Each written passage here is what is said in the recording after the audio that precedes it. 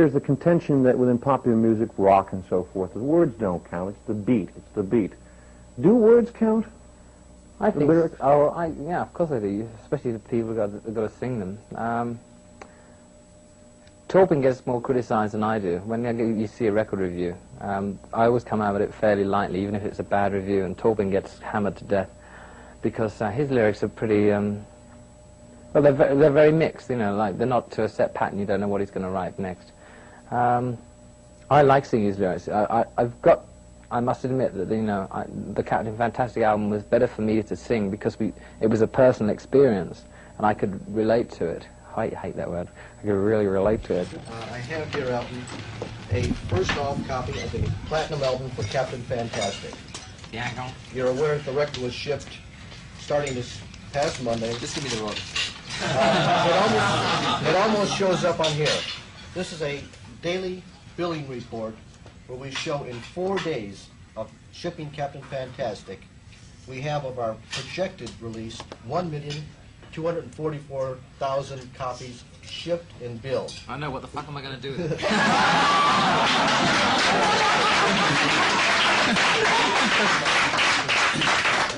We had Nervous laughter. I've gone off the track now. Just words. Are they important? Yeah, but I they mean, do yes, count. of course. Yeah, I mean, if I'm writing a song and I see, say, She Packed My Bags Tonight, Pre-Flight Rocket Man, or something like that, I know it's not going to be a rock and roll song. I don't know. They mean a lot to me. I study the words first, and the words are very, very important, especially things like ticking. And I think a lot of people buy our songs for the words, not just the melody. They like to sit down with the album sleeve open, because we always put the words on the album sleeve, and they like to sit down, listen to the records, and read the lyrics. I think they're very important. Apart from things like Solar Prestige Agamon, which was on the Caribou album, which I suggested that Bernie should do, and that he got crucified for. And I was jumping around saying, I knew you'd get crucified for that. Well, that was the song which was absolute. There was absolute God. There was no word in there that meant anything. Not really. It had 5 fishes in it, so we thought people might think it might be religious. Well, people are always reading things into our music. They do in everybody's music. Especially over here, they think there's hidden meanings in everything. They thought Bernie was anti-Jewish, anti-Catholic, unbelievable things. For example, like being anti-feminist in your Yellow Brick Road, because yet you had a tribute to Marilyn Monroe. Well, also the Madman Across the Water album was followed by Honky Chateau, and one person thought it was Madman Across the Water was about Richard Nixon, and then we followed up with White House, which was Honky Chateau.